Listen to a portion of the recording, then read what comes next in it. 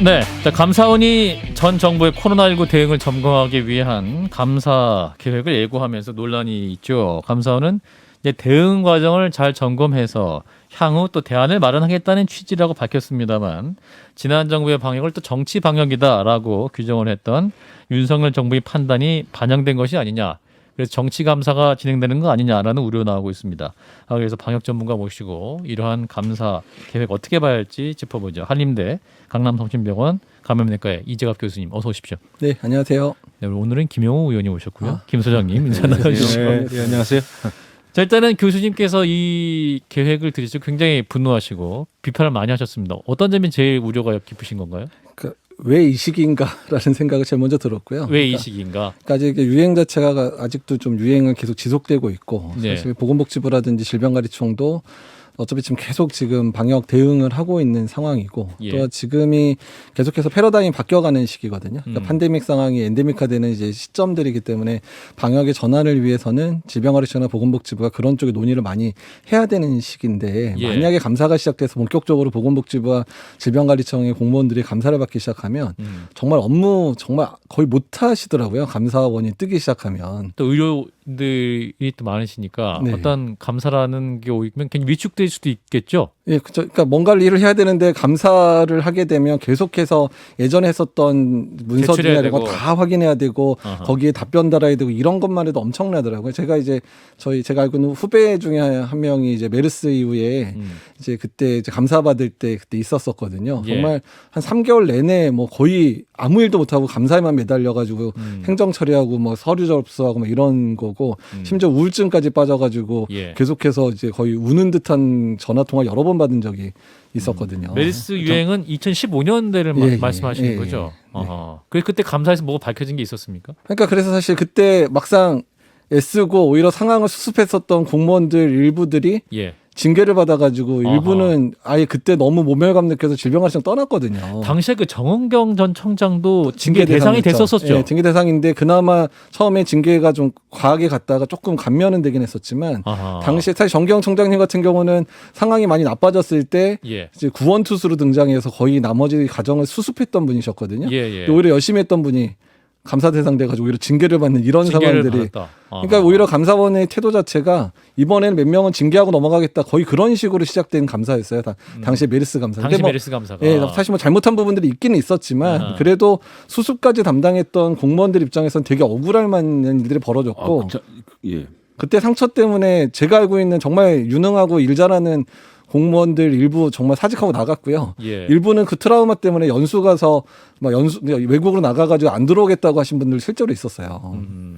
교수님, 근데 제가 조금 다른 각도에서 네. 좀 말씀을 한번 드려보면은, 저도 뭐 감사 자체를 그렇게 적극 환영하는 편은 아닌데, 근데 이번에 감사는 그 방향이 조금 다르지 않나 이런 생각이 들었어요. 왜냐하면은 최재해 감사원장이 이게 밝힌 거 보면은 사실 지난 이제 2020년도에 최재형 감사원장 시절에 그 개인적인 비리가 없으면은 코로나19 관련 업무에 대해서는 문책을 하지 않겠다 이런 서한을 다 보냈다는 거예요. 그래서 지금 이제 하려고 하는 감사는 그 목적이 오히려 적극 행정을 좀 도와준다는 차원에서 그러니까 징계가 목적이 아니라 여러 가지 규제나 이런 것 때문에 조금 질병청에서 적극적으로 하지 못했던. 예, 적극적으로 하지 못한 거에 대해서 오히려 시정 요구라든지 이제 개선 요구, 정책적으로, 제도적으로 그런 걸 도와주기 위해서 한다. 이런 방향이라는 거예요. 그래서 이것은 과거에 있었던 그 메르스 시절 징계를 감사. 위한 그런 그 감사 처분이 아니라 시정 요구와 개선 요구를 위한 정책 개선을 위한 거다. 이런 거란 말이죠. 근데 사실 메르스 때도 똑같은 취지로 감사는 시작됐습니다. 예. 메르스 때 초기에 문제가 있었던 부분에 대해서 바로 잡고 앞으로의 방역이나 이런 부분에 있어서 개선점을 찾기 위해서 진행이 됐는데 사실 감사 자체가 정부의 개선점 찾기 위한 게 감사죠. 그렇죠. 근데 다만 감사 자체가 언제나 그렇지만 공무원들이 행정적인 요건에 맞춰서 업무를 제대로 수행했는가를 판단을 해야 되다 보니까 예. 그거에 대한 업무 부담이 엄청나게 늘어날 수밖에 없어요. 그러니까 그 정말 2년 3년 됐던 자기가 작성했던 모든 문서 다 리뷰 다시 하고 거기에 문제 있었던 것들에 대해서 지적받으면 그거에 대한 자구자구 하나하나 하나에 대해 다 그거 답변을 달아서 내고 거기서 그것도 문제가 안 그래서 해명이 안 되면 몇 시간씩 물려가서 계속 면담 요청받고 이런 상황이 반복이 되는데 지금 방역 상황이 완전히 안정화된 상황도 아니고 또한 계속해서 방역 상황의 변화에 대해서 준비를 해야 되는 시기에 만약에 감사가 시작돼서 그것 때문에 공무원들이 거기에 계속 매달리는 상황이 돼버린다. 근데 또 사실 또 감사 갔을 때 편안하게 얘기 안 해주고 고생 많으셨으니까 그냥 뭐 우리 고생했으니까 좀 뭐 얘기만 들으려고 왔습니다 이렇게 안 하거든요. 예. 꼬치꼬치 캐물으면서 정말 다 뭐 캐묻는 이런 상황이라 그런 상황을 닥치게 된 공무원들 얘기는 정말 제가 공부를 안 했으니까 직접 당한 건 아니지만 예. 얘기를 들은 들어보면. 입장에서는 정말 이거 정말 너 왜 공무원 계속하냐 나와라라고 제가 실제로 얘기를 했었어요. 그 후배한테는. 예. 그럼 방역 시스템 개선을 위해서는 어떤 조치가 필요할까요? 그러니까 오히려 감사원이 지금 나서는 것보다는 네. 오히려 정책적인 부분들에 대해서 변화가 필요하니까 국회가 나서든지 아니면 대통령실이 나서든지 총리실이 나서든지 이렇게 해서 종합적으로 2년 만에 지났던 시간들을 반성할 수 있는 계기들을 만들고 그거에 맞춰서 정책적인 대안이 필요한 상황들이거든요. 근데 감사라는 단어 자체가 주는 억압이랑 공무원들이 느끼는 감사라는 거에 대한 공포감들이 있어서 오히려 그렇게 접근하지 말고 국회에서 나서서 지금 뭐가 문제였는지 좀 체크해주고 근데 국회에서도 보면 의원님들이 또 불러내가지고 막 또 호통치는 거 좋아하시는 의원들 많이 그러니까 계시잖아요. 그것도 TV 문제죠. 막 하면서 이거 지금 어떻게 한 건 하시고 뭐 폄훼하는 거 네. 아닙니다만 또 이게 또 TV를 보고 하면 또 오히려 또 이렇게 더 보여주기 식 되는 거 아니에요? 근데 국회에서? 국회는 기대할 것이 없습니다. 그러니까 제가 그러니까 뭐 문제가 악화돼요. 그러니까 저는 얘기 드린 거는 그런 대안들을 예. 뭐 총리실이든 아니면 자문위에도 지금 구성됐으니까 자문위. 거기서 구성을 예. 해서 의견을 내면 국회에서 하는 역할들은 국회에서 따지라는 얘기가 아니라 예, 예. 그런 부분에 대한 입법 미비 사항에 대해서 고쳐주시고 예산 부족 사항에 대해서 예산을 밀어주시고 이런 부분들은 국회에서밖에 못하는 부분이잖아요. 예. 그래서 오히려 지금 감사원이 나설 때가 아니라 적어도 뭐 행정부, 뭐 총리실이라든지 예. 아니면 국회가 협의를 해서 아예 그런 거에 대한 뭐 특별위원회 같은 걸 만들어서 우리나라 방역의 개선을 위한 뭐 미래를 위한 포럼이라든지 이런 것들을 만들어서 오히려 개선점을 찾아가는 게 우선인식이지. 예. 그게 감사를 통해 가지고 공무원들이 아니다. 무슨 일 했는지를 이제 막 캐묻는 이런 상황은 지금은 안 된다는 얘기죠. 근데 지금 보니까 그 초반에 백신 관련돼서 그러니까 방역 관련돼서 감사하겠다라는 단독 보도 기사들 쭉 보니까 결국은 그 당시에 문재인 대통령이 모더나와 통화하면서 2천만 도스 들어오겠다고 했는데 그거 못 들여온 것, 백신 수급이 늦어진 것 이런 것들을 좀 중점적으로 들여보다 보겠다라고 하는 거니까 차라리 그냥 검찰이 나서서 문재인 대통령하고 대통령실을 압박하고 이 질병관리청을 좀 놔두는 방법 같은 건 있지 않을까요? 모르겠습니다. 검찰까지 나서면 더 그 문제 커지기 때문에 왜냐하면 김성현 선생님 너무 수사 만능주의세요. 예, 그 모든 서류나 이런 것들에 대한 예. 보완 서류는 다 공무원들이 제출을 할 수밖에 없잖아요. 예. 그럼 그 공무원들은 다 근데 그 수급 상황이 정말 지금 이 순간에 꼭 감사를 해야 될 만큼 중요한 일로 좀 판단하십니까? 그러니까 그래서 이게? 지금 이 시기에 왜 하냐고 처음부터 말씀드린 얘기가 그런 부분이에요. 그러니까 오히려 지금은 정책적인 준비를 많이 하고 의료체계 정비부터 시작해서 일단 방역체계 정비라든지 뭐 이런 부분들에 오히려 더 신경을 써야 되는 시기에 예. 왜 지금 감사를 하고 특히 급한 문제도 아닌 수급 문제와 관련된 얘기 일단은 뭐 그때 좀 문제는 있었지만 그것도 사실 모더나가 안 준 거지 우리가 안 받은 건 아니잖아요. 그러니까 이제 그런 상황이니까 오히려 그런 부분들은 추후에 조금 더 안정된 상황에서 뭐 시작을 해도 상관이 없는 상황이고 오히려 지금은 행정적인 부분이나 여러 가지 측면에 있어서 질병관리청이나 보건복지부가 좀 이렇게 그러니까 소신을 가지고 일할 수 있게끔 계속 지원하는 체계들을 만드는 게 상당히 더 교수님 중요한 제가 시기거든요. 엔데믹이라고까지 하기는 좀 이를 수는 있어도 어쨌건 올해 말 정도면 그래도 예전에 비하면 상황이 상당히 정리될 것 같고 뭐 10월 11월 한 번 더 파고가 온다고는 하지만 이 겨울을 넘고 나면 조금 질병관리청이 이 코로나 관련돼서는 상황이 안정될 거라고 예측해 볼 수 있지 않을까요? 근데 그럼에도 불구하고 그러면 우리가 계속해서 2월에서 4월에 오미크론 유행 때도 응급의료 체계 문제 있다 그러고 특수 진료 필요한 소아, 분만, 예. 수술 이런 분들 문제 있다고 얘기를 하는데 예. 이번에 그 정도까지 안 갔는데도 이번에 또 비슷한 일 또 겪었거든요.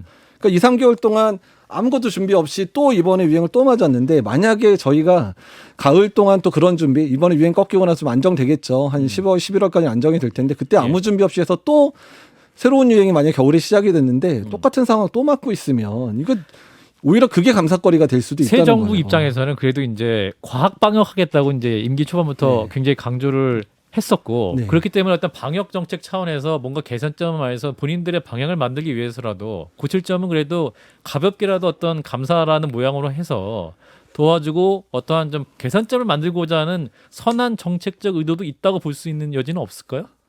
뭐 그렇게 되면 정말 좋겠지만 지금까지 감사를 라는 원이 형태가 나서서 했던 모든 업무 중에서 예. 해당 부서가 되게 편안하게 감사합니다 이렇게 잘 지적해 주셔서 저희 잘하겠습니다 이런 식으로 끝난 적은 저는 본 적 한 번도 없거든요. 아니 근데 감사라는 예. 거는요. 뭐 기관 감사라는 것도 있고 모든 공공기관은 감사를 받게 돼 있어요. 그리고 이제 지금 워낙 그 교수님께서는 감사에 대해서 굉장히 이제 안 좋은 이미지를 이제 갖고 계시는 것 같은데 그 일견 타당합니다마는 그 정책적인 개선은 감사가 굉장히 효과는 있습니다. 솔직히 말씀드리면 그 공무원들이 굉장히 공직자분들이 고생을 하고 이런 거는 다 알죠. 지난번에 사실 문재인 정부 하에서도 그 질병관리청에 있는 질병관리본부였나요? 거기에 계신 분들이 정말 고생 많이 하시고 이런 걸 알아요. 하지만은 정책적인 개선을 위해서는 그 감사가 굉장히 그 필요할 수가 있다. 이게 자체적으로 그냥 그 백서를 쓰고 자체적으로 개선을 하고 또 국회에서 개선 요구를 하고 이런 거보다는 감사원은 굉장히 전문적이거든요. 국회에 대한 불신이 우리 의원님 말씀. 아니 감사원은 굉장히 전문적으로 정책 감사를 잘해요. 아, 그렇군요. 그렇기 때문에 네. 시정 요구 개선 요구에 있어서 굉장히 효과적일 수가 있다. 근데 시기의 문제를 교수님 말씀하시는 네. 것 같아요. 아니 시기도 지금 해야 되느냐? 시기도 팬데믹이 지금 언제 끝날지 모르잖아요. 굉장히 지금 길어지고 있고 그렇죠. 언제 해야 확진- 되느냐? 예, 이런 질문 그렇기 가능할 때문에 것 같아요. 시기에 대한 논란은 있을 수 있으나 가장 타이밍이 좋은 시기를 우리가 기다릴 수만은 없지 없다. 않겠느냐라는 이런 게 생각이 정책 드는 거죠. 담당자 입장이고. 만약에 이번에 적어도 2월에서 4월에 있었던 오미크론과 관련돼 있는 방역 정책과 관련돼서 한번 짚어보겠다. 그래서 어떤 미스가 있어서 우리가 사망자가 늘어났나 이 부분을 언급을 한다든지 예. 아니면 5월에서 7월에 있었던 여러 가지 상황에서 국민들에게 지급되었던 많은 지원금들이 줄이면서 방역과 관련돼 있는 요소들을 많이 후퇴시킨 부분에 대해서 아하. 이런 부분들이 제대로 작동했나를 보자를 했었으면 오히려 찬성을 했을 겁니다. 아하. 왜냐하면 앞으로 우리가 가을 겨울에 겪어서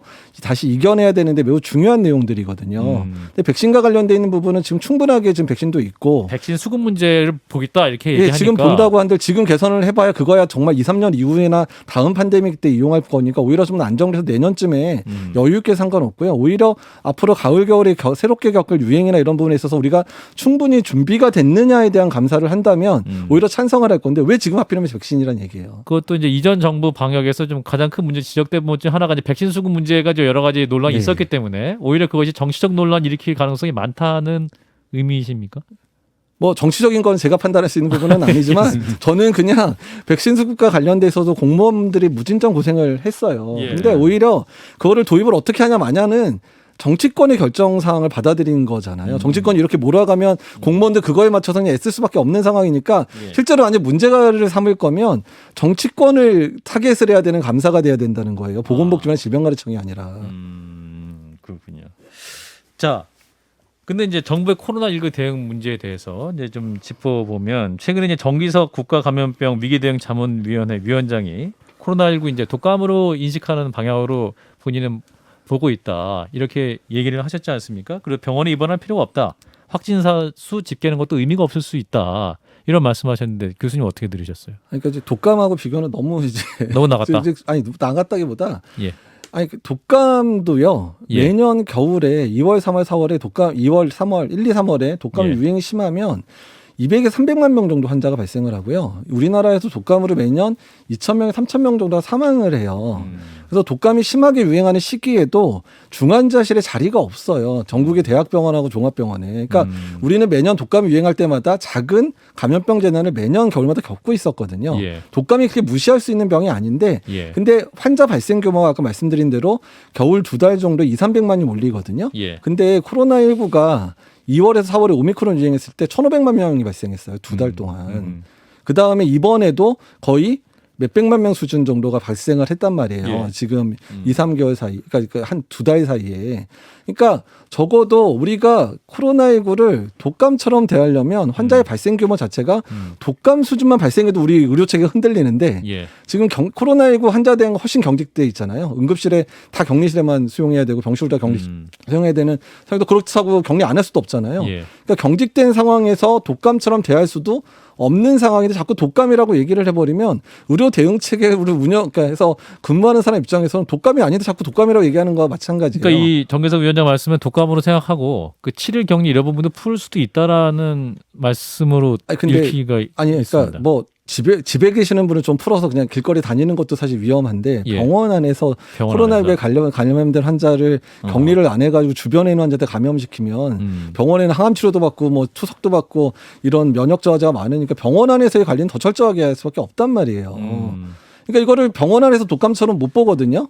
병원 최소한 병원은 병원 안에서 사실 독감도 원래는 그렇게 철저히 하게 되는데 그냥 그렇게 안 하고 살았던 거죠. 저희가 지금까지 그냥 냉정하게 말하면 예, 그냥 병원에 독감 걸린 사람 때문에 옆에 뭐 항암 치료하던 분이 독감 걸려서 사망하셔도 그냥 그냥 재수없이 걸려서 돌아가셨는데 이제 이런 상황으로 지금까지 우리 의료체가 돌아갔어요. 아하. 근데 코로나19는 좀 더 치명률도 높고 상태가 안 좋으니까 더 엄격하게 관리를 하는데 그러니까 지금까지 이런 호흡기 감염병들을 의료체계에서 감당을 잘 못할 만큼의 그런 수준 낮은 감염 관리를 하던 우리의 의료 체계가 이번에 시험을 당한 거거든요. 예. 그럼 독감처럼 대하려면 독감도 제대로 격리하고 제대로 치료할 수 있게끔 하고 코로나도 제대로 치료하고 격리할 수 있게끔 구조를 바꿔야 되는 거예요. 차라리 그런 방향으로 정책도 논의가 한다면 당연히 가야죠. 강연이 그러니까 해야 된다. 정말 왜 우리는 병원 내에서 그 수많은 그 집단 발병이 일어나나 요양원 요양병원에서는 왜 이렇게 많은 게 발생하나 관리를 못해서가 아니라 구조 자체가 그럴 수밖에 없는 구조를 가지고 있는 나라거든요. 예. 그러면 그걸 어떻게 개선할 건가? 근데 먼저 중환자실을 다 1인실로 다 바꾸자라고 정책을 만들면 예. 그 모든 중환자실 1인실 만들면 몇십 년이 걸릴 거란 말이에요. 예. 돈도 많이 들고 그러고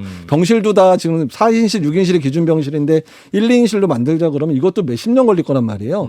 그냥 지금부터 차근차근 제도 만들어서 뭐 5년 동안에는 새로 신규로 만드는 중환자실 1인실, 예. 그다음에 10년 있다가는 이제 가지고 있는 거 다 리모델링 할 때는 다 1인실 이런 식으로 다 바꾸는 준비를 지금부터 해도 2, 30년 걸리는 일인데 예. 아무도 그런 논의는 안 해요. 왜 의료 체계가 왜 코로나19에 취약한가에 대해서는 아무도 논의를 안 해주고 있고 돈도 마련 안 하고 있잖아요. 예, 정기석 이제 그 위원장님, 그 위기대응 자문위원 위원장님이신데 이분 이제 소통 방식이 좀 신뢰할 수 없은 부분도 있다. 우려의 목소리도 나옵니다. 그러니까 이제 어떤 코로나19를 독감으로 볼 것이냐, 안 볼 것이냐 이 부분에서도 좀 입장이 좀 많이 좀 가끔씩 바뀌시는 게 아니냐라는 지적도 아니 있고. 그것도 그렇고 지난번에도 보니까 그 이제 우리나라의 많은 연구팀들이 확진자 숫자와 관련돼서 민간에서도 논의하고 있는데 그거 좀 정리해야 되는 거 아니냐 이런 말씀 들으시면 좀 깜짝 놀랐는데 그러니까 수학적 모델링 예. 부분에 예, 대해서. 뭐, 그러니까 저는 그러니까 지금까지 이런 자문위원장 분들은 일부러 그냥 이런 감염병 전문가를 오히려 내세우기보다는 예, 오히려 많은 사람의 의견을 잘 듣고 예, 그것들을 제대로 전달하는 분들이 주로 위원장을 맡으셨어요. 예,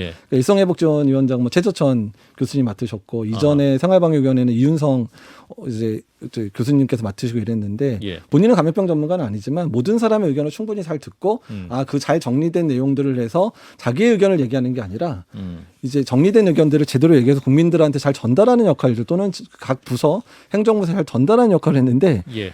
이분은 의견들이 나오는 부분들을 주로 얘기를 하시는데 자기 의견을 주로 많이 말씀하시는 것 같아요. 여러 의견에 대해 같이 판단을 하시는 것 같아요. 예, 근데 이제 그러니까 전문가들이 충분히 얘기한 부분들에 예. 있어서 합당한 부분들은 받아들이고 그 부분들을 주로 그러니까 본인은 이제 대변하거나 이게 언론 소통하는 역할을 해주셔야 되는데 예. 대부분의 발표 내용들이 자기가 생각하는 의견 중심으로 발표하는데 그것도 예전에 본인이 말씀했던 것과 좀 많이 다른 얘기들도 가끔 하시고 그런 부분이 있죠, 그죠? 그러니까 이런 부분들이 있으니까 오히려 본인이 사회 어른이시고 감염병을 전문가로 하신다면 감염병 전문가들 또는 사회의 여러 전문가들 의견을 충분히 받아들여서 말씀을 해주시면 좋겠는데 예. 좀 그런 부분에 소통에 있어서 매우 아쉽다고 생각이 듭니다. 교수님 자, 좀 무식한 김영호 입장에서 의원님. 한 가지 좀 질문을 드리고 싶은데요. 그 사회적 거리두기라는 게 있잖아요. 네. 근데 저는 참 궁금했던 게 언제는 이제 뭐 그 식당 같은 경우에 뭐 9시까지 열게 하고 어떤 때는 막 11시까지 열게 하고 그런데 이제 업체에 따라서도 그게 다 달라요. 카페가 다르고 무슨 술집이 다르고 근데 그거는 너무 좀 인위적인 거 아닌가요? 그 장사하는 분들 입장에서는 정말 환장할 노릇이었거든요. 그러니까 그 부분은 저희도 인정을 하기는 하는데요. 예. 근데 거리두기의 주된 목적 자체가 거리두기를 해서 뭐 영업을 못하게 하는 게 목적이 아니라 중증 환자의 발생을 최소화시켜서 그러니까 유행 규모를 낮춰서 중증 발생 규모를 낮추고 의료 체계를 버티게 하는 게 최종적인 목적이에요. 그러니까 근데 기준이 지금 근데- 애매하다는 근데 거죠. 이제 그 방법론이 다를 수밖에 없는 게 사실 우리가 거리두기란 걸 해본 적이 없잖아요. 네. 그러다 보니까 어떤 영역을 어떻게 제한하는 게 효과적인지 아닌지에 대한 데이터가 없는 상황에서 처음부터 시작을 하다 보니까 처음에는 조금 좀 과하게 전체적으로 다 조이는 방식들을 갔으면 네. 근데 이제 어느 정도 시간이 조금씩 지나면서 이런 영역은 좀 놔주면 되고 이런 영역은 이제 좀 풀어주면 된다 그래서 그런 조정 작업들을 2년 동안 계속 해왔어요. 근데 막 근데- 백화점이나 뭐 지하철엔 사람이 또 너무 많단 말이에요. 그거는 뭐 하나도 우리가 또 손도 못 쓰고. 그래서 밥 먹을 때 이제 비말이 좀 많이 튈 수 있으니까 이제 예, 그렇죠. 이제 식당이나 장사하는 이런 데 중심으로. 분들만 예. 그냥 너무 손해를 본 것 같아요. 그러니까 이제 거리두기에 대한 부분들은 좀 과도한 측면들이 보일 수는 있긴 있지만 네. 그렇지만 그럼에도 불구하고 그나마 2년 동안의 경험들, 데이터들 이런 걸 바탕으로 계속 조정을 했다는 부분들이기는 하고요. 근데 다만 이제 지금 상황에서는 거리두기를 동원할 일은 거의 없을 거라 생각하고 없이 버티고 있는데 그래서 저희가 요새 더 강조하는 부분은 거리두기 없이 어차피 유행 상황 계속 맞으려면 의료 대응 체계가 제대로 정비되는 게 제일 중요한 측면이란 부분이에요. 네. 그래서 앞으로 그런 부분에 좀 집중을 해달라는 얘기를 계속 드리는 겁니다. 예.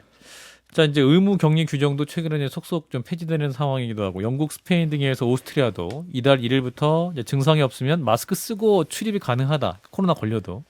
태국도 10월부터 격리 의무를 없애는 그런 분위기인데 그 우리나라도 이러한 방향으로 의료 체계가 버틸 수 있는 상황이 된다면 가야 한다고 보시는 겁니까? 어떻게 그러니까 이제 판단하세요? 점진적으로 천천히 그렇게 가야죠. 그런데 그 부분에 대한 달성 부분들은 우리가 가진 통계하고 우리가 가진 가학이라는 측면에서 네. 조율을 해서 유행 규모라든지 이런 부분들을 각각의 요소들을 어떻게 해제했을 때 가능한가를 봐야 되는데 저희가 처음으로 법적 격리 해제를 논의했었던 시점이 6월 달이었죠. 6월, 7월 넘어가면서 진행이 됐는데 그 당시에는 수학적 모델링이나 여러 자료에서 법적 격리를 완전히 취소하게 되면 지금 이번에 유행하는 규모가 적어도 2배 이상 더 뛸 거다라는 예측이 있었어요. 예. 그러니까 이번에 한 15만 명 정도를 피크로 보고 있었잖아요. 네. 근데 그게 법적 격리 해제하면 거의 30만까지 올라갈 거다. 음. 그러니까 이제 그런 데이터를 바탕으로 해서 과학적으로 그러면 아직까지 법적 격리는 어렵다. 뭐 해제는 어렵다라고 결정을 내린 거고 그럼 매번 그런 노력들을 해갈 거예요. 그러니까 국민들이 백신도 열심히 맞으면서 많이 걸리기도 하시면서 이제 전파의 위험도가 떨어지기 시작하면 당연히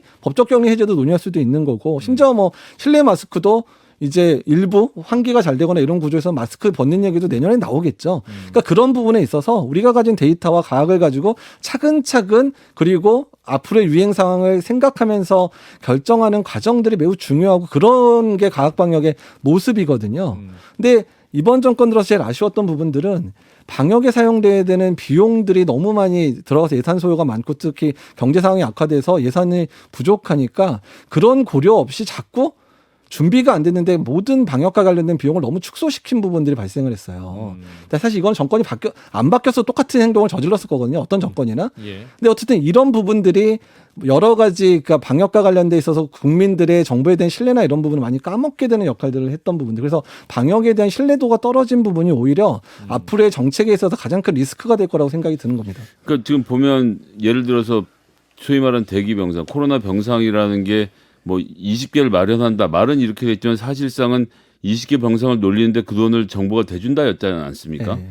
근데 지금까지 우리가 그것을 용인해 왔고 그리고 세금으로 그걸 부담하는 것에 대해서 뭐 아시는 분 모르시는 분 계셨지만 당연히 그렇게 해야 된다고 생각해서 그렇게 지불을 해왔는데 최근에 보니까 병상을 굉장히 좀 급하게 줄이는 것이 그러니까 예산이 확 줄어들어서 그런 상태인 건가요?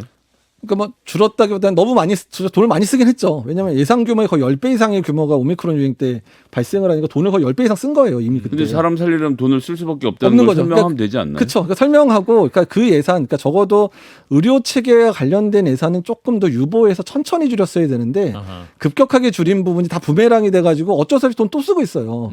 그래서 병상 줄였던데 다 병상 다시 만들라 그래서 다 병상 복원시켜서 지금 그때처럼 똑같이 돈 다 주면서 지금 또 아하. 환자 보고 있거든요. 그렇군요. 이제 백신 얘기를 좀 더 해보면 이제 개량 백신 얘기가 나옵니다. 이 개량 백신은 정기석 자문위원장 얘기를 들어보면 5차, 6차 접종이 아닌 전 국민이 연 1회, 그러니까 독감도 겨울 되면 한 번 맞는 것처럼 개량 백신도 나오면 그런 방식으로 진행될 수도 있다라고 말씀을 하시는데 아니 뭐 그런 상황이 빨리 오면 모두가 좋죠. 근데 지금 보시면 알겠지만 거의 6개월에 한 번씩 유행이 지금 그렇죠. 반복이 되는 상황이잖아요. 예. 그러니까 이제 그게 말씀하신 부분들은 엔데믹 상황이 돼서 특정 계절에만 유행하는 상황이 되면 당연히 그렇게 접종하는 상황이 될 거예요. 근데 예. 그 부분에 있어서 이게 1년이 될지 2년이 될지 아무도 지금은 장담할 수가 없다는 부분이죠. 그래서 유행이 한번 커질 때마다 계속 고위험군의 피해가 커지니까 고위험군들 입장에서는 유행이 커질 만한 상황 직전에 계속 예방접종을 하셔야 되는 상황이 발생하니까 예. 적어도 1년에 한 번씩 유행하는 패턴 되기 전까지는 적어도 6개월에 한 번씩 예방접종하는 상황이 1, 2년 정도 유지될 수도 있는 상황이 되는 거예요. 근데 교수님 그 고위험군을 제외하면 예를 들어서 뭐 연령대로 보면 50대 이하의 경우에 그리고 기저질환이 없는 경우에는 사실 치명률이 굉장히 낮은 상태라고 저희가 뭐 안심하자는 얘기를 하는 건 아니지만 옛날에 걱정했던 것처럼 막 어떻게 되는 건 아닌 상황이지 않습니까? 그러니까 이제 그런 연령대에 대해서, 그러니까 고위험군은 유행 때마다 사전에 맞아야 되고, 그래서 고위험화를 막아야 되고, 전체적인 유행 패턴들의 안정화를 위해서는 면역이 너무 많이 떨어져 2, 3년 동안 감염도 안 되고, 그 다음에 백신도 안 맞은 사람이 늘어나게 되면 큰 유행이 또 올 수 있거든요. 예. 그러면 고위험군이 또 피해를 보잖아요. 그러니까 이제 그런 이유 때문에 젊은 층에 대해서는 개량 백신을 뭐 연례 접종을 한 번씩 맞는 거, 이런 부분들을 이제 고려할 수는 있어요.